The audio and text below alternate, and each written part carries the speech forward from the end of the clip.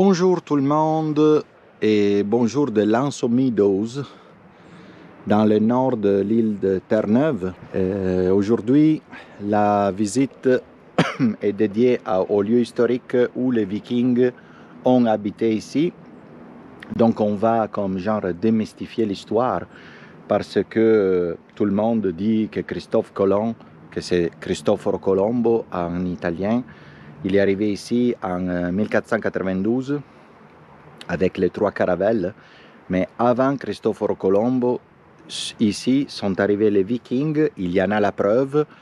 Donc même si moi je suis italien, je me fais une fierté de dire que Colombo ça a été le premier, même si lui il pensait d'aller en Inde et puis finalement a trouvé l'Amérique. Les Vikings ont été les premiers, alors on va visiter ce site. Le village a été reconstruit pour donner l'idée de comment était un village de Vikings ici à Terre-Neuve, mais ils ont trouvé aussi des artefacts qui sont conservés au musée. Et c'est ça qu'on va voir. Et de l'autre côté, ça c'est notre chambre ici. Et ça c'est la vue qu'on a depuis la chambre. Alors on y va, sont à peu près 20 minutes de marche et on y va tout de suite. Alors nous voilà à Parc Canada, Lanzo Meadows, ça c'est la route pour y avoir accès, donc on va voir. Alors nous y voilà, là il y a la baie de Lanzo Meadows, un petit peu plus loin là-bas où si vous voyez les drapeaux, il y a l'entrée du site. Sur le sommet de la colline, il y a des statues probablement en cuivre qui représentent les Vikings. Dernière 2 courbes avec le stationnement qui est là. Il est le 24, 23, 24, 25 août. Il fait une bonne température. Il fait pas froid et il fait pas chaud.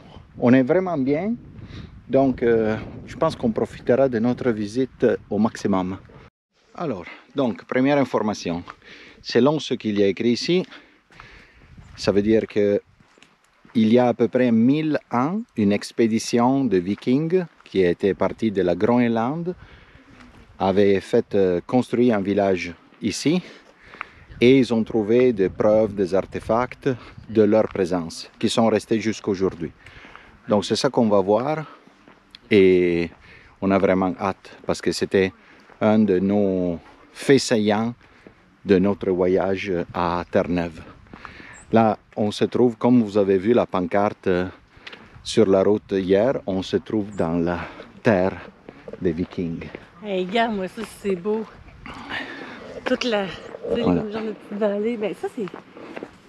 Il y a aussi un super bon parfum des herbes ou... Donc l'entrée c'est 12,50 $ pour les adultes comme Joanne et c'est gratuit pour les jeunes 0,17 comme moi. Dans le fond, ce Helge Ingstad, c'était un écrivain et explorateur norvégien qui est arrivé ici sur le site, qui est allé au village de Lanzo Meadows, qui effectivement s'appelait Lanzamédée en français parce que cette côte faisait partie de la France pour la pêche jusqu'en 1904. Il est arrivé sur le site, il a demandé aux villageois s'ils avaient comme genre remarqué des monticules étranges ou des murs en gazon. Et l'aîné du village qui s'appelle Charles Decker, il lui a dit « Oui, ben, on vous amène au village des autochtones. » Et c'est là que les fouilles ont commencé, qui ont trouvé les artefacts de la présence des Vikings sur place. Et là, on va le découvrir.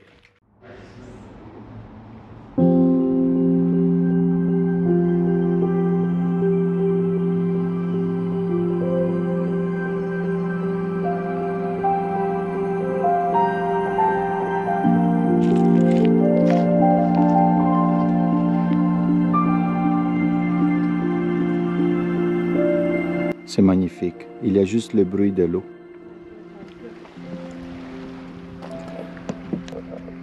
Les amis, panorama inoubliable. Et on n'a pas encore visité le site. On est en train de faire ce sentier qui longe la côte dans le parc.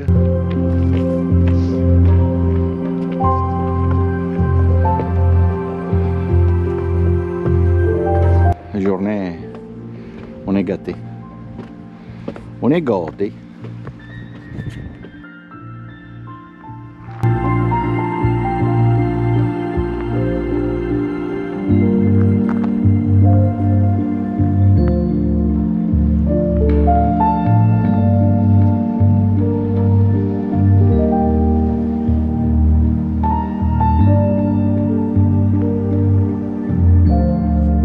Les sentiers continuent avec ce panorama à ma droite. Là, j'ai une question pour vous. Quand vous écouterez cette vidéo, je vous pose une question. Je veux dire, la planète est super belle et ça en est un exemple. Et pourquoi on est en train de la détruire? Si vous voulez me donner une réponse, vous pouvez l'écrire dans les commentaires en bas. Il faut chercher tous ensemble de préserver tout ça parce que ça fait pas de sens sinon. Si on pense qu'il y avait du monde qui vivait ici il y a 1000 ans, qui arrivait sur des bateaux qui s'appelaient dracars, puis pêchaient ici, dans ces eaux.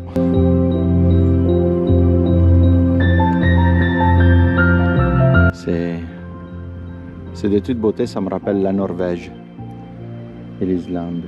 Pour faire voler le drone sur un site de Parc Canada, il faut demander une permission spéciale.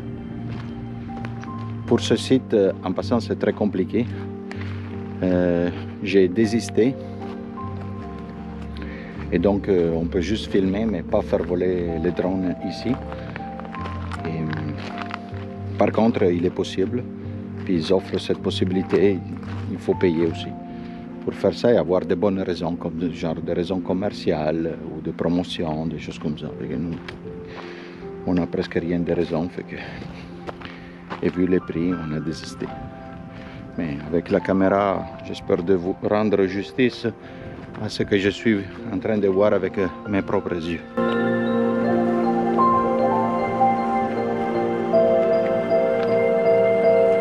En passant, ce sentier commence à gauche du sentier principal et ça continue probablement jusqu'à là où il y a 2 sièges Adirondack qui nous attendent, si on voulait se rendre jusqu'à là. Pour l'instant, on est les seuls à être ici. Oui, on est les seuls sur ce sentier, on n'a pas rencontré personne. Tout le monde est dans les groupes qui sont de l'autre côté de la baie à visiter le village des Vikings avec une visite guidée en anglais.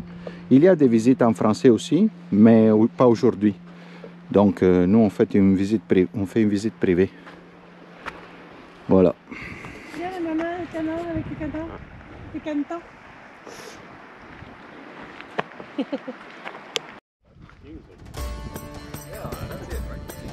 On est à l'intérieur du site. Donc le site a été reconstruit pour montrer disons, la vie des Vikings ici. Et il est quand même site patrimonial de l'UNESCO à cause des repères et artefacts qu'ils ont trouvés sur place. Ils ont été capables de dater la présence des Vikings ici avec la technique du carbone. Et donc ils ont daté que les artefacts avaient été coupés en 1021. Ce sont été des chercheurs des Pays-Bas qui ont daté les artefacts. Puis le système de construction, c'était avec la tourbe et puis les gazons en haut qui drainaient l'eau. Fait qu'au final, rendait les maisons imperméables. Fait qu'on va faire un petit tour à l'intérieur pour voir qu'est-ce que ça en était de la vie des Vikings.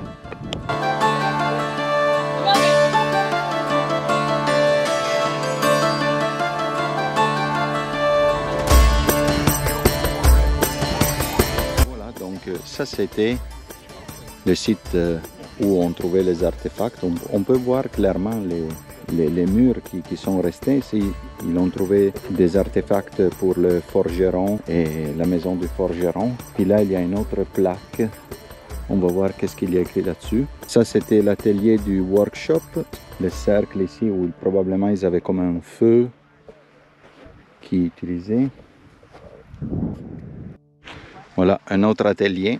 On voit très bien la dénivellation du terrain où il y avait construit les murs autour de tourbe et gazon comme on a vu dans le village réplique. Puis là, il y a une chambre beaucoup plus grande.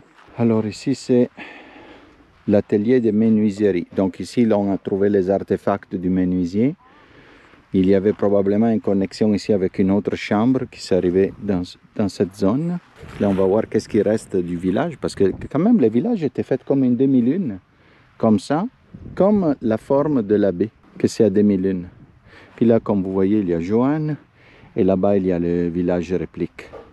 Donc, comme je vous disais, tout est patrimoine historique de l'UNESCO. Visite au village des Vikings à Lanzo Meadows, c'est fait. Maintenant, vote, on tourne à droite. Quelle note tu donnes au site historique de l'UNESCO des villages des Vikings? Sur combien? Ben, de 0 à 10, de toute façon. 10 c'est le maximum et 0 c'est le minimum. Moi je dis 10.